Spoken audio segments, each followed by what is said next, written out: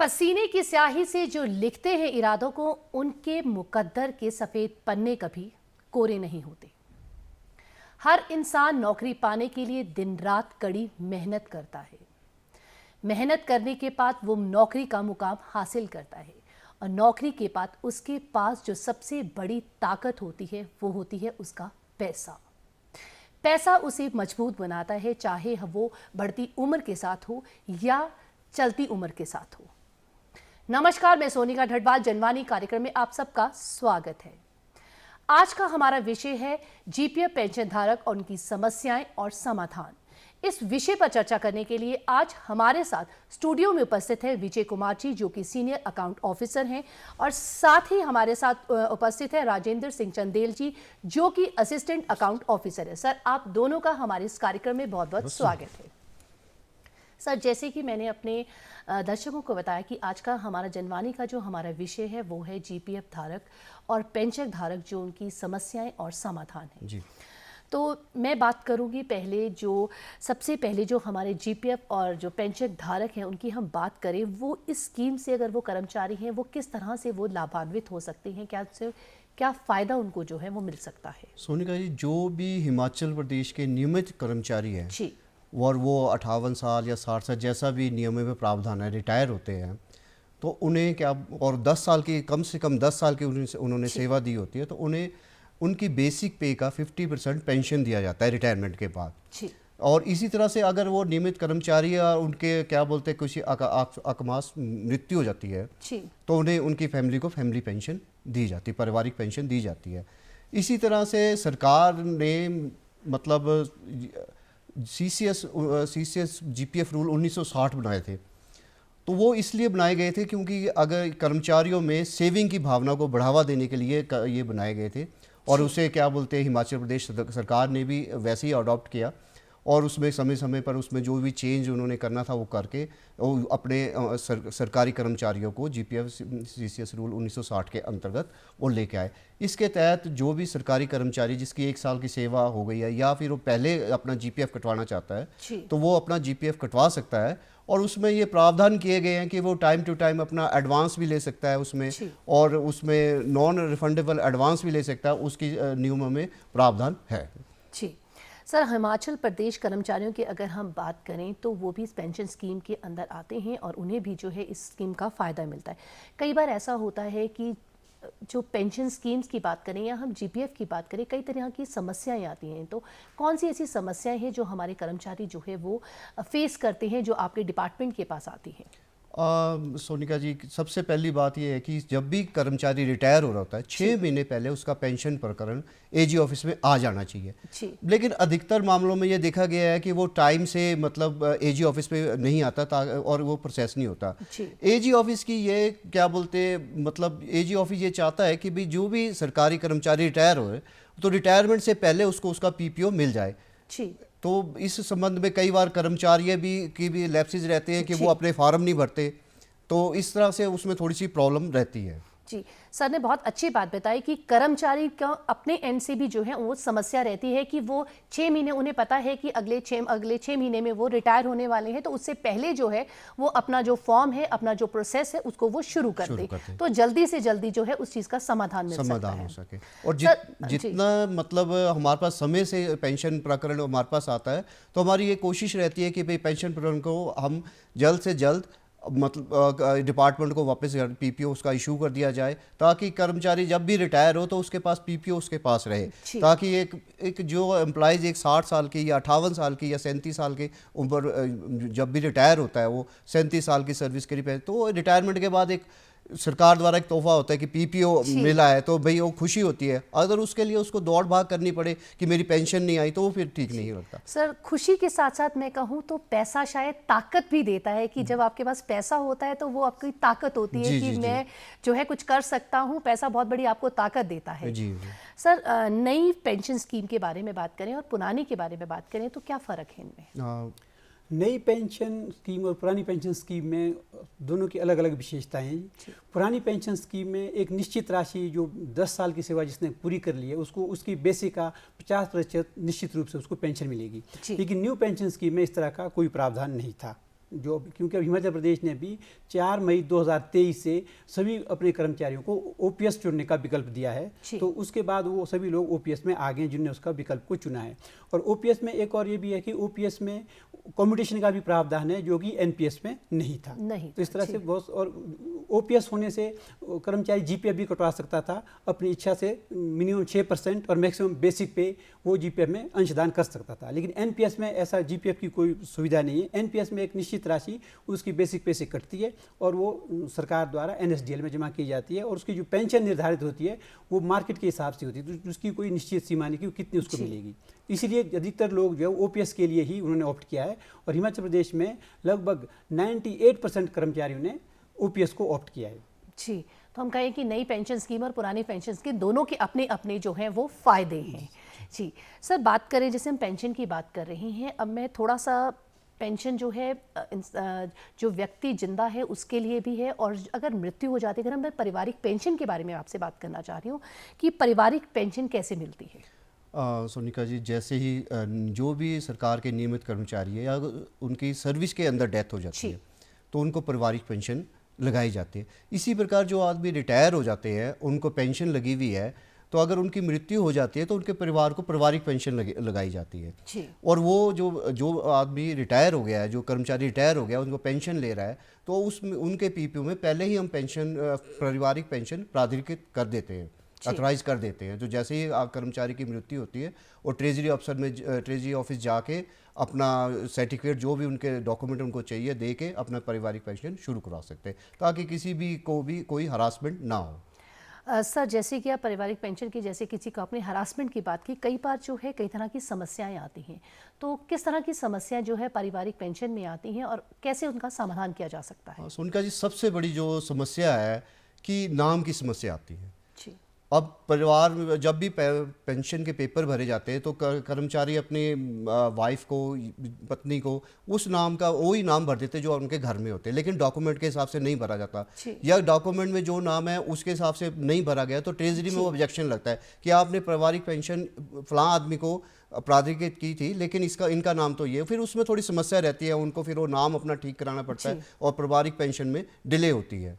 और इसी प्रकार से मतलब कोई डॉक्यूमेंट अगर ट्रेजरी अफसर मांग रहा है वो नहीं टाइम पे दे रहे तो उससे मतलब दिक्कत आती है, या अपना लाइफ सर्टिफिकेट नहीं दिया हुआ है वो डॉक्यूमेंट के साथ अगर आपके मैच नहीं कर रही है तो आपको जो है वो दिक्कत आती है। सर, जैसे आपने डॉक्यूमेंट के साथ जो नाम की बात की, कई बार नॉमिनेशन की अगर हम बात करें वो भी बहुत एक महत्वपूर्ण है कि नॉमिनेट होना करना बहुत ज़्यादा ज़रूरी है। अगर जैसे नॉमिनेशन नहीं भरी है या नॉमिनेट नहीं किया तो किस तरह की दिक्कतें आती हैं, क्या नॉमिनेशन क्यों इंपॉर्टेंट है? मैं चाहती हूँ कि आप मेरे दर्शकों को बताएं। नॉमिनेशन जीपीएफ में नॉमिनेशन करवाना बहुत ही आवश्यक है। जब भी हम किसी अभिदाता को जीपीएफ नंबर अलॉट करते हैं उसके साथ ही उसे एक फॉर्म भरवा लेते हैं, फॉर्म 5(3), जो कि नॉमिनेशन का फॉर्म होता है, जिसमें वो अपने परिवार के किसी भी सदस्य को नॉमिनेट कर सकता है। नॉमिनेशन की सबसे बड़ी सुविधा ये है कि यदि अकस्मात किसी भी सरकारी कर्मचारी की सेवा के दौरान मृत्यु हो जाती है तो उसके जीपीएफ में जमा राशि को भुगतान करने में उस नॉमिनेशन के आधार पर हम उसके परिवार के सदस्यों को पेमेंट कर देते हैं। यदि वो नॉमिनेशन उसने नहीं भरा है अपने सेवा काल में तो उसके बाद उसके जीपीएफ में जमा राशि को भुगतान करने में काफ़ी समस्या आती है। उसके लिए वहाँ पे लिस्ट ऑफ फैमिली मेंबर मांगनी पड़ती है, फिर उनको हम इक्वल शेयर में करते हैं, जिसमें फिर जिसके कागज पूरे करने में काफ़ी समय लग जाता है। जी तो सर, आप दोनों ने बहुत अच्छी बात की कि एक तो नॉमिनेशन की बात की आप लोगों ने, और दूसरे आपने कहा कि नाम का जो है वो बहुत बड़ी समस्या रहती है कि प्रॉपर नाम, जो डॉक्यूमेंटेशन में जो नाम है, मैं अपने दर्शकों को बताना चाहूँगी, जो डॉक्यूमेंटेशन में आपके जो नाम है हमेशा फॉर्म में वही भरिए, क्योंकि अगर आप दूसरे नाम भरते हैं तो उन चीज़ में आपके अपने पैसे में जो है वो आपको दिक्कत आएगी लेने के लिए। सर, अगर मैं जीपीएफ की बात करूं, अगर समय से पहले हम जीपीएफ निकालना चाहते हैं तो हम कितना जीपीएफ निकाल सकते हैं और कितना समय लगता है? जीपीएफ में आप एक तो नॉन रिफंडेबल एडवांस होता है, एक एडवांस होता है, तो ये वो आप निकाल सकते हैं। तो उसकी समय सीमा जीपीएफ सीसीएस रूल 1960 में क्या बोलते हैं सारे नियम दिए गए हैं, तो अब 90% तक आप अपना पैसा निकाल सकते हैं। वो एचओडी की परमिशन से 90% तक आप जीपीएफ अपना निकाल सकते हैं। तो उसमें भी प्रावधान है किस कारण से निकालना होगा वो, और इसमें जो भी जीपीएफ का एडवांस और विड्रॉल दिए जाते हैं ये डीडीओ द्वारा दिए जाते हैं, एजी ऑफिस का उसमें कुछ भी। जी सर, अगर हम बात करें ये रिटेंशन जो पॉलिसी, जीपीएफ रिटेंशन पॉलिसी, वो क्या है? जीपीएफ रिटेंशन पॉलिसी मैडम क्या है कि जो भी सरकारी कर्मचारी जब सेवानिवृत्त होता है तो उसे जीपीएफ में जमा राशि का भुगतान किया जाता है। लेकिन हिमाचल प्रदेश सरकार ने रिटेंशन पॉलिसी हिमाचल के अपने कर्मचारियों के लिए रिटेंशन की सुविधा दी है, जिसके अनुसार कोई भी कर्मचारी सेवानिवृत्ति के बाद भी उसके जीपीएफ में जमा राशि को रिटेन कर सकता है, यानी सरकार के पास जमा रख सकता है, जिसमें सरकार समय समय पर उसको ब्याज देगी जो भी जीपीएफ पे लागू होता है। तो उसके लिए करना क्या होता है, उसको सबसे पहले क्या करना है कि सेवानिवृत्ति के 6 महीने के अंदर उसे अपने डीडीओ को सिंपल एप्लीकेशन देनी है कि वो अपनी जीपीएफ में जमा राशि को रिटेन करना चाहता है। उस एप्लीकेशन के आधार पर जो डीडीओ है उसके लिए परमिशन ऑफिस ऑर्डर निकालेगा, जिसमें उसको परमिशन देगा कि फलाना कर्मचारी को जिसका अकाउंट नंबर ये है इसको अपना जीपीएफ रिटेन करने के लिए परमिशन दी जाती है। उसके बाद उस परमिशन का जो ऑफिस ऑर्डर होगा वो एजी ऑफिस के लिए आएगा डीडीओ के माध्यम से, और उसमें फॉर्म 1 भी भर के देंगे जिसमें पूरी डिटेल उनकी होगी कि इनका ये नाम है, इतना ये इनका अकाउंट नंबर है और इन्होंने पिछले 12 महीनों में इतना एडवांस लिया है और आखिरी बार इनका जीपीएफ में जो पैसा कटा है वो इतना है, उसका डिटेल उसमें रहेगी। उसके बाद एजी ऑफिस में उस केस की पूरी कैलकुलेशन होगी और कैलकुलेशन होने के बाद उसमें से एक लेटर डीडीओ के लिए जाएगा और एक इंडिविजुअल के लिए जाएगा कि आपकी इतनी राशि जो है वो जीपीएफ की जितनी राशि जमा थी आपकी वो रिटेन कर ली गई है। और उसमें से रिटेन राशि में से भी कोई भी कर्मचारी सेवानिवृत्ति के बाद भी उसमें से पार्शियल विड्रॉल भी कर सकता है, जिसके लिए उसे डीडीओ को अप्लाई करना होगा, जैसे कि वो सेवा के दौरान भी करता था, उसी आधार पे वो डीडीओ से उसको एडवांस मिलेगा। इसमें रिटेंशन जो पॉलिसी है इसमें कुछ समस्याएं आ रही है मैडम जी, वही मैं आपसे पूछना चाह रही थी। रिटेंशन पॉलिसी एक अब एक कर्मचारी रिटेंशन के लिए जीपीएफ रिटेंशन के लिए अप्लाई कर देता है, लेकिन होता कि वो अपनी एप्लीकेशन डिपार्टमेंट को दे देता है और डिपार्टमेंट क्या करता है, या तो उस एप्लीकेशन को अपने पास रख लेता है या सिर्फ सिंपल एप्लीकेशन हमारे एजी ऑफिस को भेज देते हैं। लेकिन सिंपल एप्लीकेशन पर रिटेंशन नहीं होता है, डीडीओ को परमिशन देनी होती है कि हम इसको परमिशन दे रहे हैं और कि ये अपना जीपीएफ एजी ऑफिस में रिटेन कर सकता है, तभी उसका रिटेन होगा। कई केसेस में देखा गया है और मैं आज क्या बोलते हैं दूरदर्शन के माध्यम से अपने सारे डीडीओस को ये आग्रह करना चाहूँगा कि जब भी कोई रिटेंशन के लिए सब्सक्राइबर का जीपीएफ एप्लीकेशन आती है तो उस पर आवश्यक कार्रवाई करके आवश्यक ऑफिस ऑर्डर निकाल के उसको एजी ऑफिस को भेजे ताकि उसका जीपीएफ रिटेन कर दिया जाए। अब हुआ होता क्या है कि वो लोग या तो भेजते नहीं है एप्लीकेशन के, ऑटोमेटिकली ये रिटेन हो गया, लेकिन ऐसा नहीं होता। और फिर जब एम्प्लॉइज उसको जीपीएफ को विड्रॉल लेता है, जब अपने फाइनल पेमेंट लेता है तो हम उसको 6 महीने का इंटरेस्ट देके उसकी फाइनल पेमेंट कर देते हैं, लेकिन वो बोलता है मैंने तो रिटेन कराया था और हमारे पास उसका कोई रिकॉर्ड नहीं होता। तो इन समस्याओं से मतलब निराकरण तभी हो सकता है अगर डीडीओस में आवश्यक कार्रवाई समय रहते करें। सर, ये तो जैसे आपने मुझे बताया कि समस्याएं जो आपने बताई, अगर एम्प्लॉय है उसको आपसे संपर्क करना है, उसको समस्या है, तो एम्प्लॉय कैसे आपके साथ संपर्क कर सकता है? कोई भी कर्मचारी यदि उसे एजी ऑफिस से कोई भी समस्या है तो उसके लिए वो पत्राचार भी कर सकता है। और हमारी ऑफिशियल वेबसाइट है जिसका जो वो ऑफिशियल वेबसाइट का एड्रेस है www.cag.gov.in। जी सर, ये इसमें जो हमारे सोनिका जी, मैं इसमें एक बात और ऐड करना चाहूँगा, जो ये हमारी वेबसाइट है इसमें कंप्लेंट बॉक्स भी है जी। आप उसमें कंप्लेंट डालिए, कंप्लेंट अगर कोई समस्या है तो आप उसमें डालिए, उसका निराकरण मतलब ईमेल के थ्रू ही कर दिया जाता है। जी सर, आपसे बात करते हुए आपने फॉर्म के बारे में बात की कि फॉर्म भरना होता है, तो कितने तरह के जो जीपीएफ के समय जो है कितने तरह के फॉर्म भरे जाते हैं? जीपीएफ के जो अंतिम भुगतान है उसके लिए जो कर्मचारी सेवानिवृत्त होगा उसे सबसे पहले तो क्या है कि डीडीओ को सेवानिवृत्ति से 3 महीने पहले उसका जीपीएफ में कटौती बंद करनी है और 3 महीने में पहले कटौती बंद करने के बाद उसे फॉर्म 1 भरना है और फॉर्म 1 भरकर जो है वो डीडीओ अपने काउंटर साइन से वेरीफाई करके उसको एजी ऑफिस को भेजेगा। लेकिन यदि किसी कर्मचारी की सेवा के दौरान मृत्यु हो जाती है तो उसके लिए एक अलग फॉर्म है जिसका जो है फॉर्म 2 होता है। तो फॉर्म 2 भर उसके जो परिवार के सदस्य होंगे जिसको उन्हें नॉमिनेट किया होगा तो नॉमिनेशन की कॉपी यदि डिपार्टमेंट में अवेलेबल है और जबकि होती है हमारी जो ऑफिस से एक कॉपी डिपार्टमेंट को भेजी जाती है तो उस नॉमिनेशन की कॉपी के साथ फॉर्म 2 भरकर भेजेंगे। तो जिनकी सेवा के दौरान मृत्यु हो गई है, रिटायरमेंट से पहले ही सेवा के दौरान ही मृत्यु हो गई, तो उसके लिए फॉर्म 2 भरा जाएगा। जी। जीपीएफ, अब जैसे चंदेल जी ने बताया जीपीएफ फॉर्म के बारे में, तो मैं आपको जीपीएफ कटौती के बारे में बताऊँ कि 3 महीने कंपल्सरी बंद करना होता है। अब होता क्या है, डीडीओ क्या बोलते हैं उसको उनकी जीपीएफ कंट्रीब्यूशन बंद नहीं करते और उनके हमारे पास 3 महीने तक उस कंडीशन में हम उनको 3 महीने के जो एक्स्ट्रा क्रेडिट आते हैं उस पर हम इनको इंटरेस्ट नहीं देते हैं, ब्याज नहीं देते हैं। हैं, तो उससे कर्मचारी कई बार हमारे से पत्राचार करते हैं कि मुझे तो जी। इस 3 महीने पे ब्याज ही नहीं दिया गया है। तो डीडीओस को चाहिए कि भाई उस 3 महीने से, रिटायरमेंट के 3 महीने पहले जीपीएफ को बंद कर दें। जी, ये सबको जो है डीडीओ की जैसे आपने बात की कि सबको अवेयर होने की ज़रूरत है और सब लोगों को अवेयर करने की भी ज़रूरत है और दूरदर्शन के माध्यम से जो है हम ये अवेयर भी कर रहे हैं। सर, जो 2016 से पहले अगर हम जो रिटायर हुए हैं उनकी हम रिवाइज पेंशन की बात करें, अक्सर जो बुजुर्ग जो 4 लोग बैठे होते हैं वो अक्सर बात कर रहे होते हैं कि मेरी पेंशन का ये प्रॉब्लम है, मेरी पेंशन के, थोड़ा सा उसके बारे में बताइए। 2016 से पहले जो पेंशन रिवाइज की है सरकार ने, वो केसेस एजी ऑफिस में निरंतर उनको निपटाया जा रहा है और वो ट्रेजरी को भेजा जा रहा है उनको। जी, तो सर और दूसरी हम बात करें कि जैसे कि हम जीपीएफ से रिलेटेड आपने बात की कि जैसे जो जीपीएफ अमाउंट है, क्या 100% हम विड्रॉ कर सकते हैं उस अमाउंट को?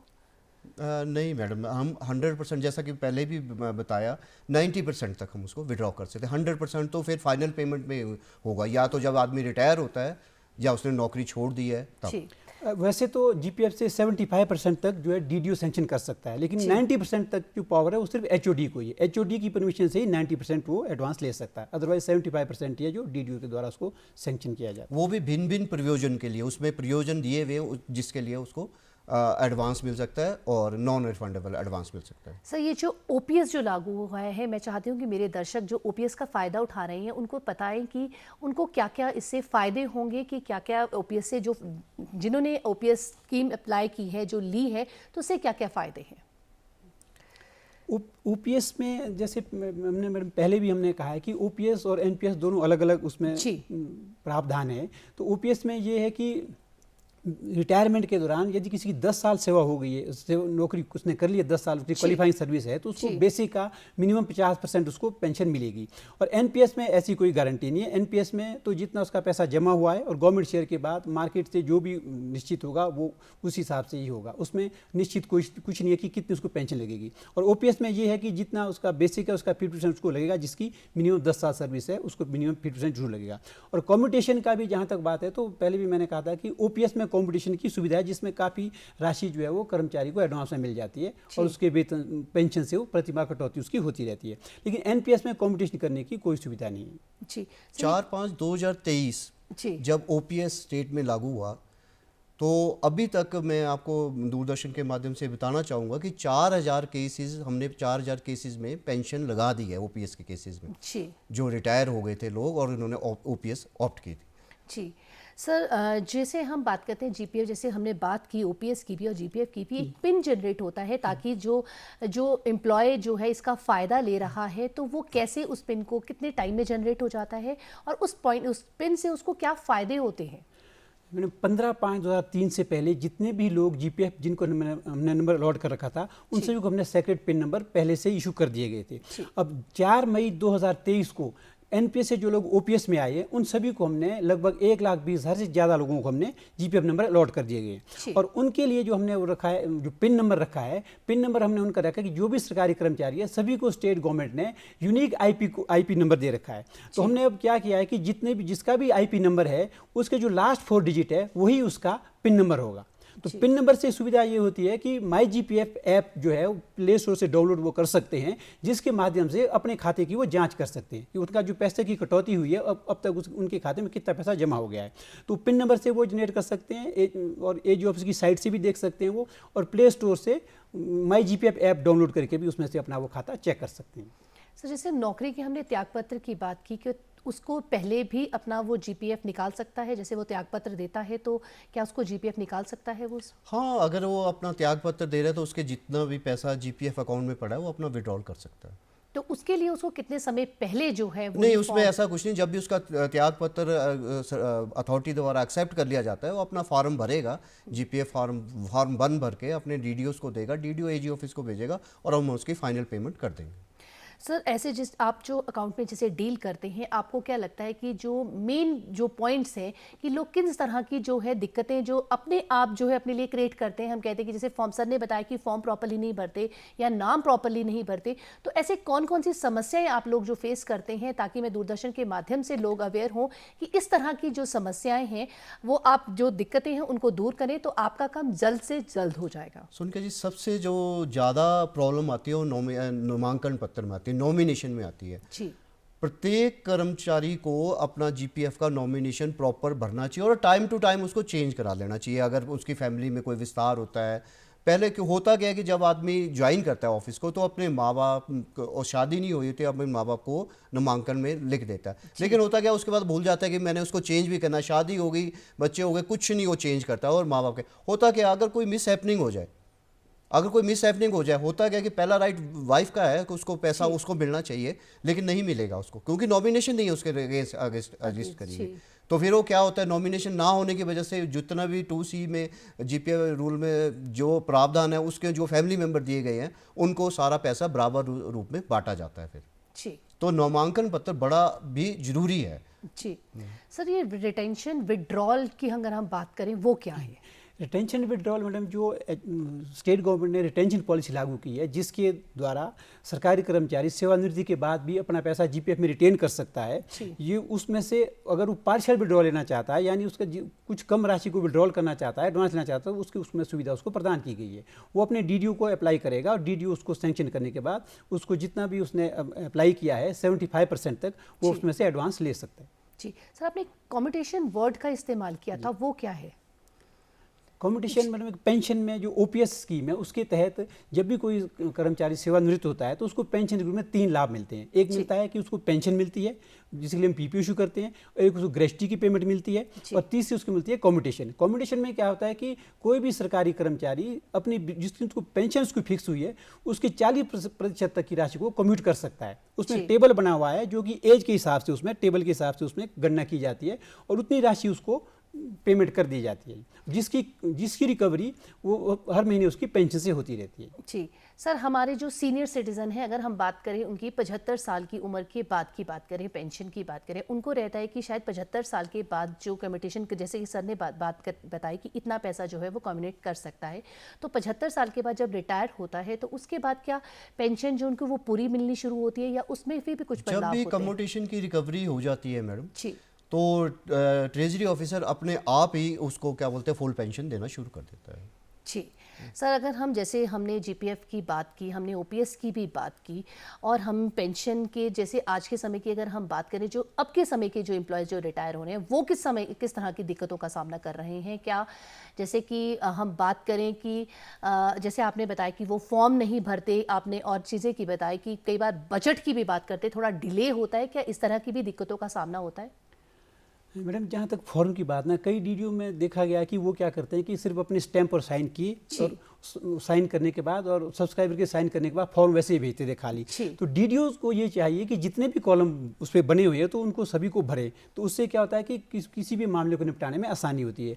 जहाँ तक आपने कहा बजट की बात, तो हमारे एजी ऑफिस के द्वारा सिर्फ अथॉरिटी इशू की जाती है, उसके लिए बजट के बारे में तो एचपी गवर्नमेंट का ही मामला, उस पर हमारा कोई लेना देना नहीं है। हमें तो ये कि हमें ऑथोराइज करना है कि इस आदमी को इतनी पेमेंट करनी है और उसके लिए बजट है या नहीं है वो स्टेट गवर्नमेंट का मामला है, वो पॉलिसी मैटर है, वो उस पर एजी ऑफिस का हमारा कोई उस पर वो तो हिमाचल प्रदेश समय समय पे जो भी क्या बोलते हैं नियम निकाल रही है उस हिसाब से उनको भुगतान ट्रेजरी ऑफिसर भुगतान करते हैं। हम सिर्फ ऑथोराइज करते हैं, भुगतान का दायित्व सर जिससे आपने बताया कि डिपार्टमेंट का आपके डिपार्टमेंट का भी और दूसरे डिपार्टमेंट की बात करें कि फॉर्म्स अगर आपके प्रॉपर हैं, हर चीज़ आप प्रॉपर तरीके से भरते हैं तो जल्दी से जल्दी जो है आपका विभाग जो है आपके पैसे को जो है वो रिलीज़ करता है। सर, आप दोनों हमारे इस कार्यक्रम में आए, मैं चाहती हूँ कि सर आप हमारे दर्शकों को संदेश दें, जैसे कि हमने जीपीएफ, जो अगर हमने कोई विषय है जिसे हमने नहीं बात की है, तो जीपीएफ और पेंशन धारक जो है उनको कोई समस्या है और वो कैसे समाधान ले सकते हैं, तो दूरदर्शन के माध्यम से आप उनको क्या संदेश दें? आज दूरदर्शन के माध्यम से सभी सरकारी कर्मचारियों को, डीडीओस को ये आग्रह करना चाहूँगा कि जब भी सरकारी कर्मचारी रिटायर हो रहा है तो 6 महीने पहले उसका केस भेजे, फॉर्म पूरी तरह से भरे हुए हों। इसी तरह से जीपीएफ में भी 3 महीने पहले कंपलसरी उसकी डिडक्शन रोक दे और उनका अगर फाइनल पेमेंट लेना है तो उसको टाइम से भेजे। रिटेंशन के मामले में ऑफिस ऑर्डर निकाल के विदिन 6 मंथ उसको एजी ऑफिस को भेजे। और यदि कोई समस्या है तो हमारी ऑफिशियल वेबसाइट पे, जिसका एड्रेस मैं एक बार फिर से बोल देता हूँ, www.aghp.cag.gov.in, इस पे वो हमें मेल कर सकते हैं। जी सर, आप दोनों हमारे इस कार्यक्रम में आए, आपने इतनी महत्वपूर्ण जानकारी दी, उसके लिए बहुत बहुत धन्यवाद। आज हमने जाना कि सर हमें दोनों सर ने बताया कि किस तरह से आप अपने पैसे को जल्दी से जल्दी जो है निकाल सकते हैं, अपनी गलतियों को आप उनमें ना करें और आपका पैसा सेफ है। आज के कार्यक्रम में सिर्फ इतना ही, अगले हफ्ते फिर मिलेंगे। नमस्कार।